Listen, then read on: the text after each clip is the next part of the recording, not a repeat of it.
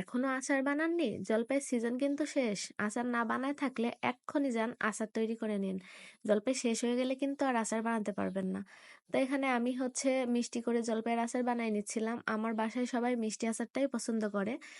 তেলের যে আচারটা বা ঝাল আচার এগুলার থেকে মিষ্টি আচারই ওরা বেশি পছন্দ করে, আর আমিও তাই। আমি এখানে একটু বেশি করে মিষ্টি আচার বানাই নিচ্ছিলাম। আর কিভাবে বানাচ্ছি সেটা তো ভিডিওর মধ্যেই দেখতে পাচ্ছেন। প্রথমে একটু বেশি করে সরিষার তেল দিয়ে নিয়েছি, তার মধ্যে ফোড়ন হিসাবে তেজপাতা, শুকনো মরিচ আর পাঁচফোড়ন ব্যবহার করছি। ওটা থেকে সুন্দর একটা সেন্ট যখন ছাড়ছে, তখন আমি একটু রসুন দিয়ে দিছি। রসুনগুলো ভাজি ভাজি করে নিয়ে তার মধ্যে আগে থেকে সিদ্ধ করে রাখা লবণ আর হলুদ দিয়ে সিদ্ধ করেছিলাম। জলপাইটা দিয়ে একটু ভালো করে নাড়াচাড়া দিয়ে তার মধ্যে যে এখন মিষ্টিগুলো অ্যাড করে দিচ্ছি। আমি একটু চিনি, গুড় দুইটাই ব্যবহার করেছিলাম।